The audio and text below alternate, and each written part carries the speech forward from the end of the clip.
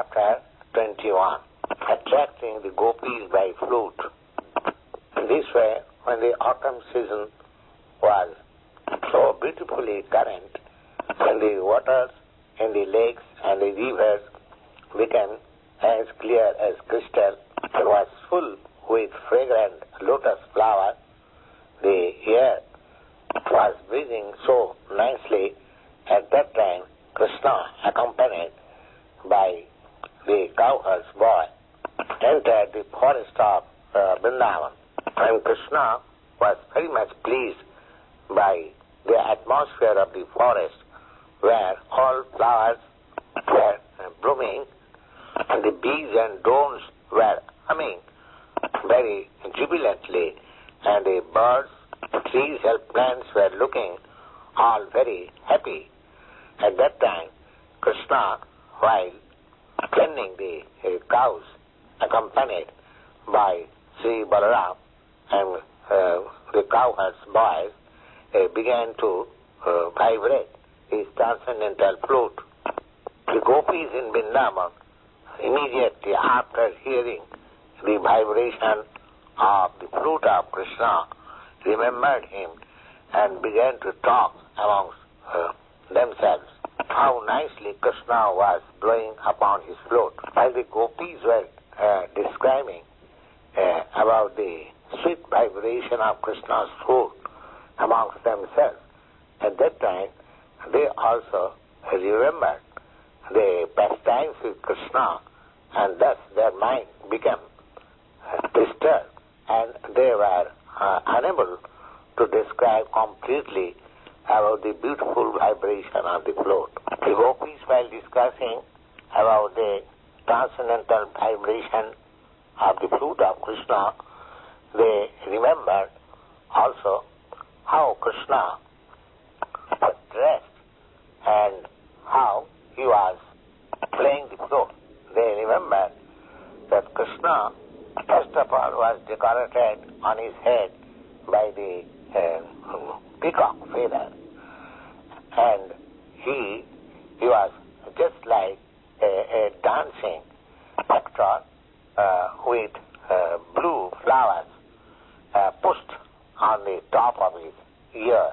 His garment was glowing just like yellow gold, and he was garlanded with a Vaijayantī necklace.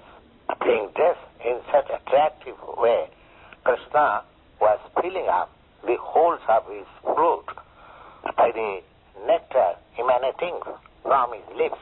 And thus he entered the forest of Vṛndāvana, which is always glorified by the footprints of Krishna and his companions, the cowherd's boys. In this fashion, Krishna began to play on his flute, as he is very much expert in such singing of the flute. The Gopis, thus being captivated by the sound vibration of Krishna's flute, which was not only attractive to the Gopis, but it was so to all living creatures, and thus they began to describe the beauty and sweetness of Krishna's flute as follows. One of the Gopis addressed her friend and said, the highest perfection of eyes is to see Kṛṣṇa and Balarāma in that fashion entering the forest and playing their respective flute and tending the clouds along with cowherd boys. In other words, persons who are constantly engaged in seeing Krishna internally and externally, by thinking of them as playing the flutes, entering the Vṛndāvana forest, tending cows along with cowherd boys, and always engaged in such transcendental meditation, have really attained the perfection of having these senses, meditation, and samadhi, trance, means absorption of all the activities of the senses on a particular object. And the Gopis indicate that this is the perfection of all meditation and samadhi, and this is also confirmed in the Bhagavad Gita, that anyone who is always absorbed in the thought of Krishna within himself is the topmost of all yogis. Another Gopi expressed an opinion that Kṛṣṇa and Balarāma, while tending the cows along with the cowherd's boy, and dressed in glowing garments, yellow collar and blue collar respectively, carrying in their hands new twigs of a mango tree, peacock feathers, a bunch of flowers, dressed with a garland of lotus flower, sometimes singing very sweetly among his friends, and all of them appear just like actors going to play on a dramatic stage, addressed other friends how Kṛṣṇa and Balarāma was looking so beautiful. Another Gopi said, my dear friends, we cannot think of the fruit made of bamboo rod. What sort of past activities might have executed, so much so that it is now enjoying the nectar and the leaves of Kṛṣna, which is practically the property of us, the Gopis. The idea is that Kṛṣna sometimes kisses the Gopis, therefore the transcendental lecturing out of his lips is available only to the Gopis. But the fruit, which is nothing but a bamboo rod, how it was possible that the fruit is always engaged in the matter of enjoying the nectar from the leaves of Kṛṣna? Because the fruit is engaged in the service of the Supreme Lord. The mother of the flute and the father of the flute are also so happy in their appreciation. The waters in the lake and in the river are considered to be the mother of the trees, because the trees live simply by drinking water. So the waters in the lake and the river of Vṛndāvana were full with glowing lotus flower in a happy mode, because the waters are thinking how their child, the bamboo rod, is enjoying the nectar of Kṛṣna's leaves. Similarly, the trees or the bamboo trees which were standing by the bank of the river and the lakes, they were also happy to see that their descendant is so engaged in the service of the Lord, exactly like persons who are advanced in transcendental knowledge take pleasure when some of their descendants is engaged in the service of the Lord. Trees being overwhelmed with such joy, pouring incessantly drops of honey emanating from the beehives hanging on the branches.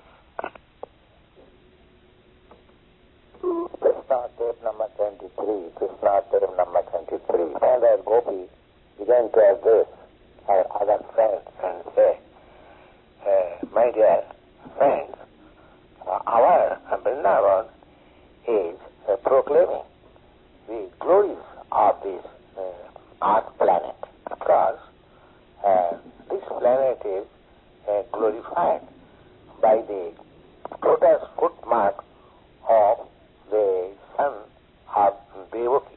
Besides that, when Govinda plays on his flute, the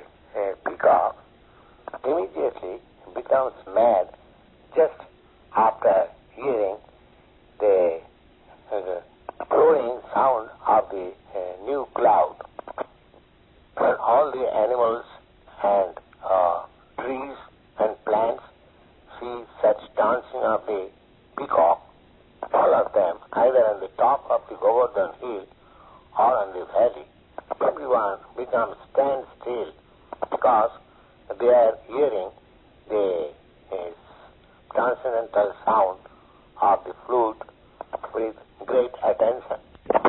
We think this advantage of our planet is not possible to be available in any other planet. By this assertion of the Gopis, it appears that the Gopis, although were village cowherds, women and girls, they had sufficient geographical knowledge, and such is the effect of Vedic civilization.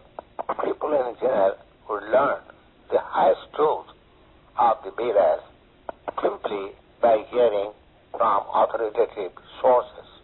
Brother Gopi said, "My dear friends, just see the deers, although they are dumb animals, how they have approached the son of Maharaj Nanda, Kṛṣṇa, while he is so nicely dressed. Not only they are attracted by the dress of Kṛṣṇa and Balarāma, but as soon as they heard the playing of the flutes by them, immediately, along with their husband, they offer expressful obeisances unto the Lord by looking on him with great affection.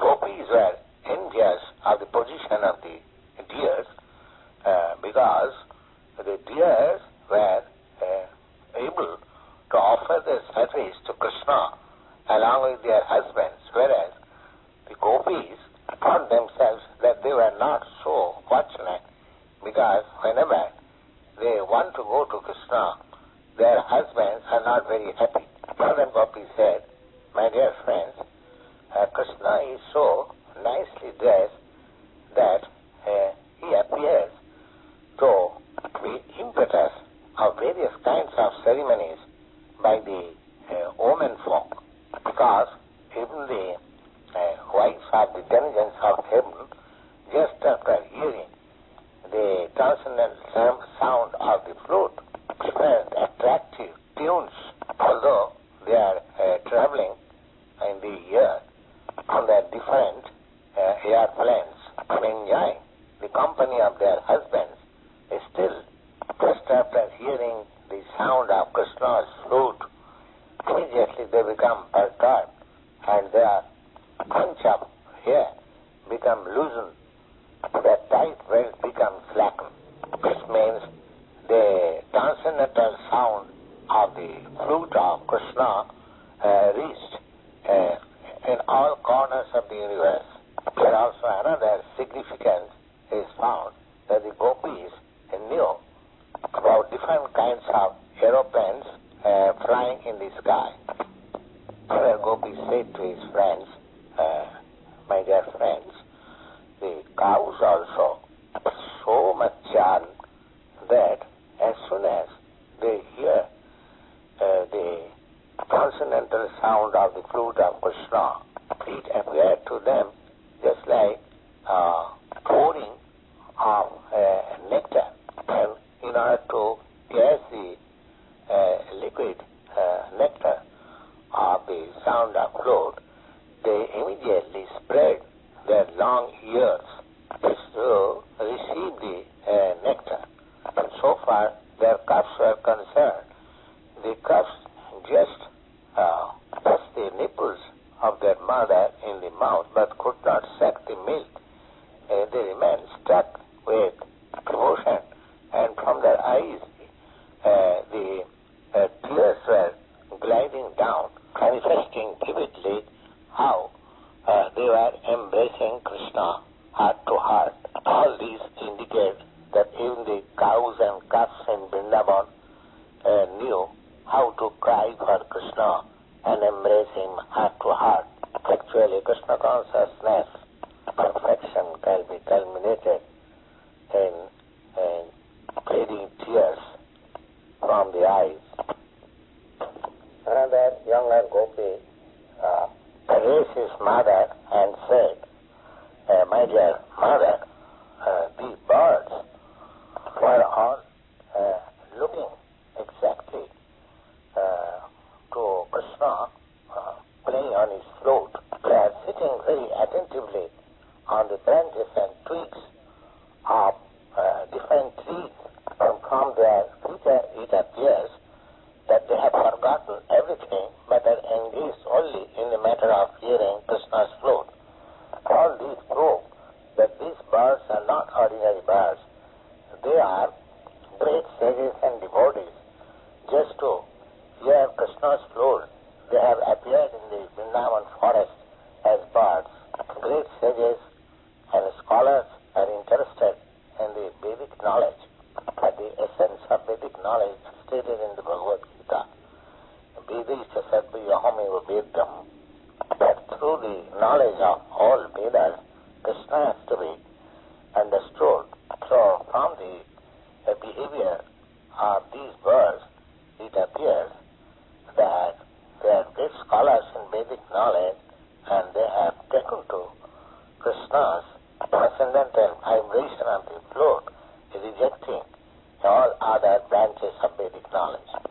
The river Jamuna, being too much desirous to embrace the lotus feet of Krishna after hearing the transcendental vibration of his flute, has broken her tearful waves, but she is flowing very nicely with lotus flowers in her hands of waves, just to present Mukunda, her feeling presentation of lotus flower. The autumn season, the scorching heat of sunshine is sometimes intolerable.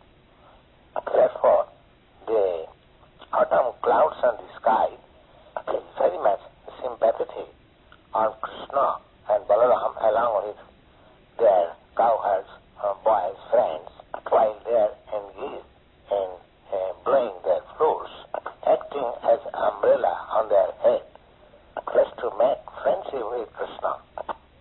The dissatisfied aborigine girls also become fully satisfied when they smear over their face and breast the dust of Vṛndāvana, which was caused reddish on account of touch of Krishna's lotus feet.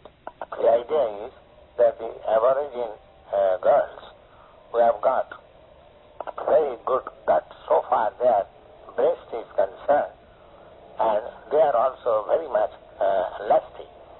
So when their lovers twisted their breast, they are not very much satisfied.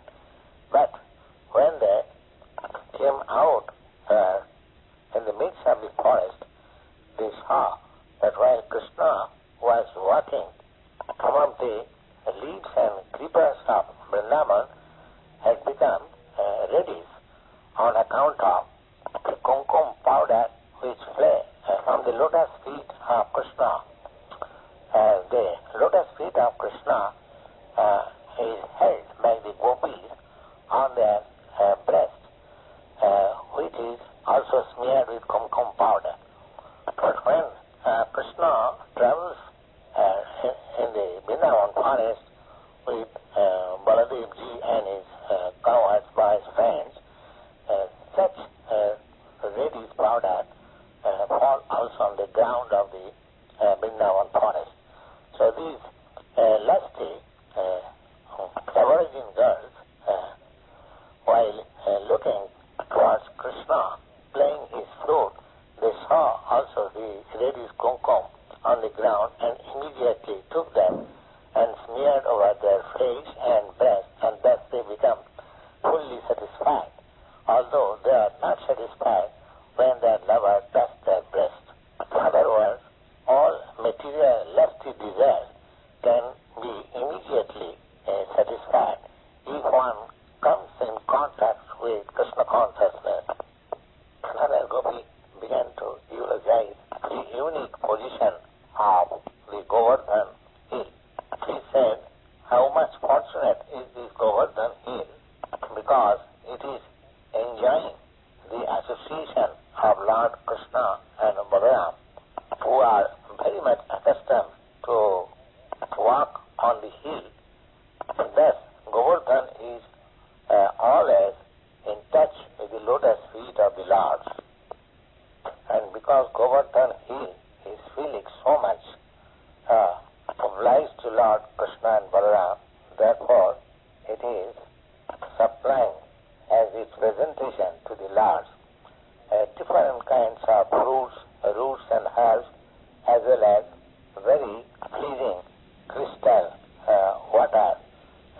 its legs. The best presentation offered by Govardhan Hill is to the cows and calves. It's newly grown green grasses. In other words, Govardhan Hill knows how to please the Lord by pleasing their most beloved associates, the cows and the cowherd's boys. Next paragraph, another Gopi said that Kṛṣṇa and Balarāma, thus traveling in the forest of Vṛndāvana, as well as playing with their flutes, making their friendship so intensified with all kinds of living creatures, both moving and not moving, but everything appears to be very wonderful. When Kṛṣṇa and Balarāma play on their flute, the moving living creatures become stunted and stop their activity, whereas the non-moving living creatures like trees and plants, they begin to sever out of ecstasy. In other words, the moving creatures become immovable, whereas the immoving creatures become movable. Such is the wonderful reaction of the vibration of transcendental flutes of Kṛṣṇa and Balarāma. While all creatures become moved in this way, Kṛṣṇa and Balarāma beautifully appears to be cowherd boy by taking the binding rope of the cows on their shoulder and head. The cowherd's boy, while milking from the cows, they bind the hind legs with a small rope. This rope almost always hangs on the shoulder of the cowherd's boy. This symbolic representation of cowherd's boy was also not absent in the personality of Kṛṣṇa and Balarāma. In other words, in spite of their being the Supreme Personality of Godhead, they still played exactly like cowherd's boys, and therefore everything became so wonderful and attractive. While Krishna was engaged in tending the cows in the forest of Vṛndāvana or on the hill of Govardhan, the Gopis in the village were always absorbed in the thought of Krishna by discussing different affairs in the pastimes of Lord Kṛṣna and Balarāma. This is the perfect example of Krishna consciousness. Somehow or other, if one remains always in the thoughts of Krishna, vivid examples of which are always present in the behavior of the Gopis, therefore Lord Chaitanya recommended that nobody can worship the Lord by any whatsoever method which is better than the method invented by the Gopis. Gopis were not born in very high family of the Brahmins or Kshatriyas.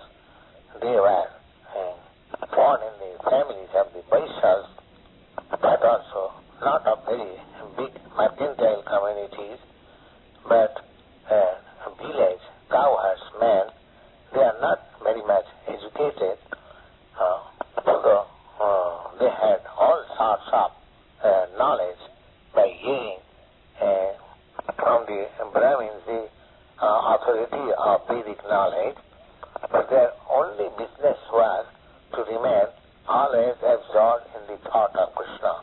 Thus, hence the Bhaktivedanta part of the 21st chapter, Krishna, in the matter of distracting the Gopis by the vibration of Krishna's flute.